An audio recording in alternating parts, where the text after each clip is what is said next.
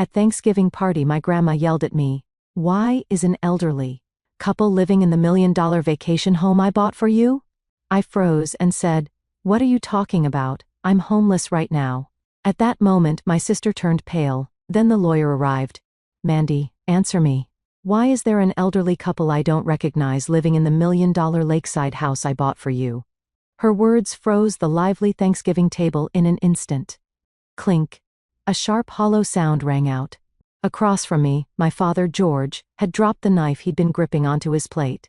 I stopped my hand halfway to my mouth, pumpkin pie on the fork, and slowly looked up. My grandmother Dorothy's gaze pierced straight past me, skewering my sister Ashley, who sat stiffly beside me, and then our parents. Having just returned from overseas after several years away, my grandmother seemed far stricter than before, wrapped in an aura that allowed no one to approach her lightly. "Grandma, what did you just say?" My voice trembled. The words sounded far too unreal to someone like me, who was scraping together even the cost of today's lunch. "Didn't you hear me, Mandy? I'm talking about the lakeside vacation home. The house I bought for you 3 years ago for your future."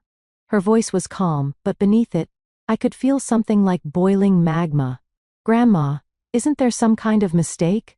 I summoned all my courage as I spoke. My heart was pounding wildly. "I don't own any house. Not a vacation home. Not even my own apartment. I'm basically homeless right now. I was kicked out of my apartment last month, and I've been crashing at friends' places ever since." "What?" My grandmother's eyebrow twitched. I knew something was wrong. As soon as I got back, I went to check on the place as a surprise. "You weren't there." Instead, an elderly couple I'd never seen before answered the door. They said they were the parents of Ashley's husband, Kevin. "Ashley, would you care to explain what's going on?" Out of the corner of my eye, I saw my sister Ashley's hand trembling as she held her wine glass. "Ashley." I turned to look at her. Her eyes darted around, her breathing quick and shallow. "Grandma," Ashley cried out, almost screaming. That must be some kind of mistake. Maybe you got the address wrong. There are lots of similar houses around there, and you just got back. You must be exhausted." "That's right, Mom." My mother, Sandra, jumped in. Beads of sweat dotted her forehead. "It's just jet lag. Your memories mixed up. Come on.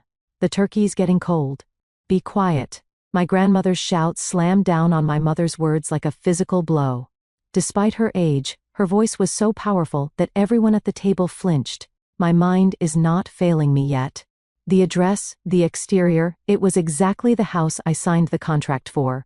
And more than that, my grandmother reached into her handbag, pulled out a photograph, and slid it across the table. "This is what Kevin's parents, who were living in that house, said to me. We're staying in this home owned by our son's wife, Ashley." The moment those words landed, the color drained completely from Ashley's face. In the photo was a beautiful mansion by the lake, and in front of it, smiling for the camera, stood Ashley, her husband Kevin, and his parents. Shall we ask for an explanation of this photo? Faced with irrefutable evidence, the air in the room grew thick and heavy. I stared at the photo, doubting my own eyes.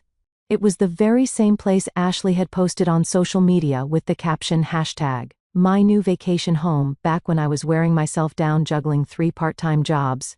That was my house. What is going on? I stood up. "Mom, Dad, what does this mean? Grandma bought a house for me. Then why am I living like I'm homeless right now?" At my question, my father looked away awkwardly. Mom, it's complicated. Today's Thanksgiving. Talking about money at a family dinner isn't exactly appropriate, is it? Tomorrow we can sit down in my study and talk it through properly." My grandmother cut him off coldly. "No, we're clearing everything up here and now. Mandy, you really don't know anything, do you? About the $1 million vacation home I sent you 3 years ago and how it was used." $1 million. The room spun. The balance in my bank account when I checked it this morning was $12.50. Working 3 jobs, sacrificing sleep, only to watch everything disappear into student loan payments and living expenses. $1 million was a number I couldn't even imagine. I don't know anything. I've never seen a vacation home, and I've never once been told that anyone bought one for me. At my words, my grandmother's expression softened slightly, a hint of pity flickering across her face. but it vanished just as quickly, replaced by a hard stare as she turned to my parents. George, Sandra, you told me this, didn't you? Mandy is mentally unstable and incapable of managing a large sum of money. Until she becomes independent, we will act as her guardians and manage that vacation home on her behalf. What?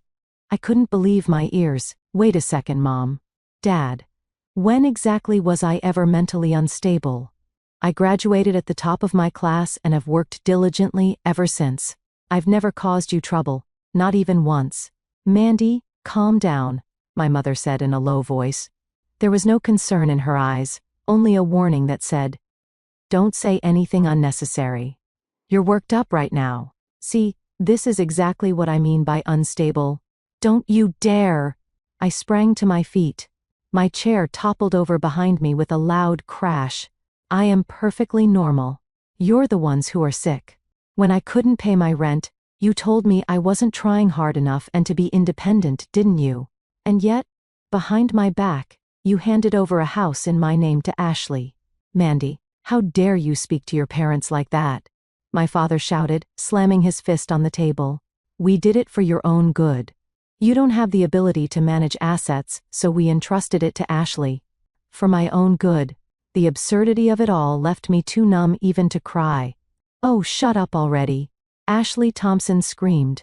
A plain, boring woman like you doesn't deserve a beautiful house like that. We were just putting it to good use. You should be thanking us. Ashley, my vision blurred with frustration. My whole body trembled with rage. This is family. Is this what people bound by blood do to each other? That's enough. My grandmother's voice cut cleanly through the swamp of shouting. She rose slowly, leaning on her cane, and walked over to me.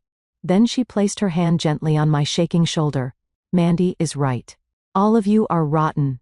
Completely rotten to the core. Mom, that's going too far, my father said, his face twisting. We did everything for the sake of the family. My grandmother looked down at him coldly. There is no family here. There are only hyenas who fed on their granddaughter's property. Tonight, everything will be settled. She pulled a smartphone from her pocket and pressed a speed dial number. Come in, please. Yes. Right now. The front door opened, letting in a gust of cold night air along with a man. It was Mr. Watson, my grandmother's personal attorney. He carried a thick briefcase. Mrs. Hanson, I've brought all the documents as instructed, Attorney Watson said, in a businesslike tone, setting a heavy stack of papers down on the table. What is all this? My father staggered back a step. George, Sandra, and Ashley, my grandmother declared. I will now go through every single fraudulent act you committed, 1 page at a time. Don't think for a moment you can escape. I wiped away my tears and lifted my head. The warmth of my grandmother's hand gave me strength. That's right. This wasn't the time to cry, and I had a duty to make them face the consequences they deserved. In the dead, silent room, my small laugh echoed. I stood up slowly, shedding the mask of the frightened victim I'd been wearing until now. Pretending to wipe my tears with my napkin, I looked down at my family with cold, merciless eyes. That's enough acting, Grandma. Yes, indeed, Mandy. I've been thoroughly entertained, my grandmother replied, stepping firmly to my side, her cane tapping the floor. My father, mother, and Ashley were speechless at our sudden transformation. Huh, Mandy, why are you laughing? My mother asked in a trembling voice. Don't you see? You guys were being played? I told her coldly. I continued without mercy. A week ago, Grandma contacted me. Not through you, but through my aunt. She said, it seems the family has been intercepting my letters and deliberately isolating you. From that moment on, we knew everything. And that's why we set the stage for tonight.